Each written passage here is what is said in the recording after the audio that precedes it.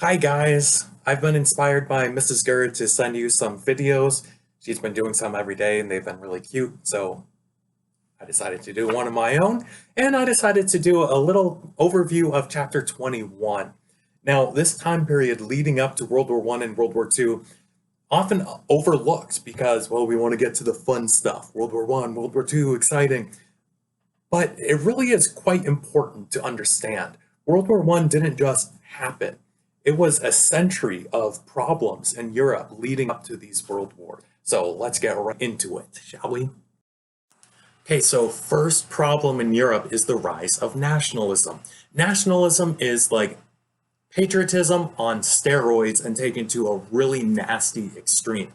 So if patriotism is loving your country and wanting what's best for your country, nationalism is saying my country's so much better than everyone else.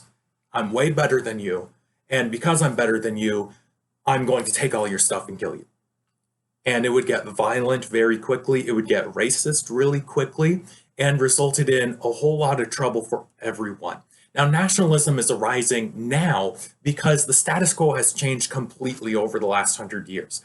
They're going from a very feudal society where the king's in charge, the noble's in charge, the rich people have all the power, and the poor people don't have any power, to a much more democratic idea throughout Europe. The commoners have a lot more say. You have the English Civil War, you have the French Revolution, giving the English people and the French people, and then similar things throughout Europe, giving the commoners more say in government.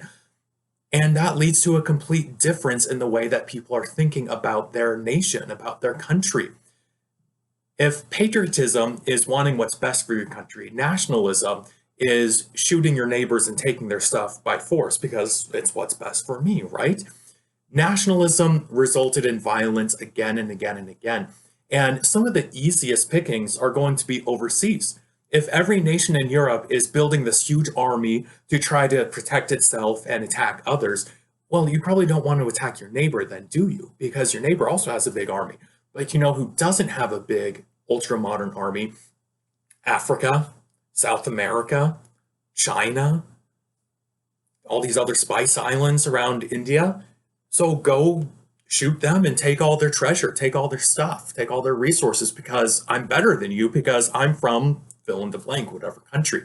So you have what we call the partitioning of Africa, where all of Africa was taken by Europe. They just carved it up and took it all because we have guns and you don't, and I want your stuff, and I'm better than you, so I deserve your stuff. That's nationalism. Be very, very careful. America is probably the most patriotic nation in the world. Be careful that your patriotism doesn't turn into nationalism. It's one thing to say, I love America, and say, well, I think America's great. I think America's the best country in the world. It's another thing to say, well, I'm better than you, so I'm going to take all your stuff. That's just theft. Okay, don't do that. Colonialism got really, really nasty. Colonialism is the idea of just taking over other parts of the world and taking all of their natural resources.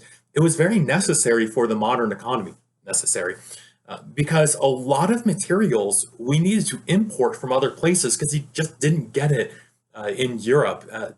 Two of the most common things that were being imported are rubber and petroleum fuels of all kinds. So rubber for tires, for car tires, and for big machine parts, for gaskets, for all sorts of different things. It comes from rubber trees from the Far East and from Southern Africa.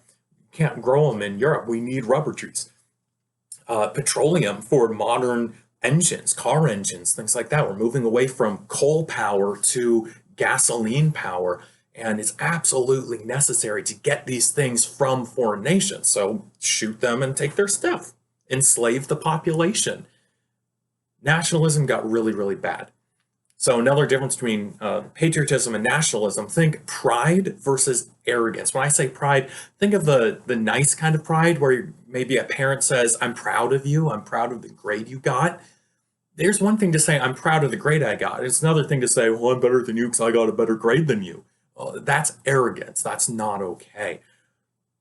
And you know what was even worse? This arrogance spilled over to religion. We have the German higher critics, people like Schleiermacher, takes his arrogance and goes to the Bible and says, well, I understand better than the Bible writers do. So whatever parts of the Bible that I don't think make sense to me, I'm just going to cut them right out. So they go to the Bible and they look at miracles, go, that probably didn't happen. That miracle is probably just either a lie or a natural phenomenon that people didn't fully understand. Like one really weird idea is, oh, manna from heaven every single day. Well, do you know that there's these locusts that when they shed their skins, the skin actually tastes kind of sweet. So maybe there was just this cloud of locusts that shed their skins over them, and that's manna. Really? Every single day for 40 years they're eating locust skin and didn't realize what it was? I don't think so. That's stupid. But they go to the Bible and say, well, I'm smarter than God. I'm smarter than the Bible authors. So I'm going to rewrite the Bible in my own image. That's modernism. That's German higher criticism.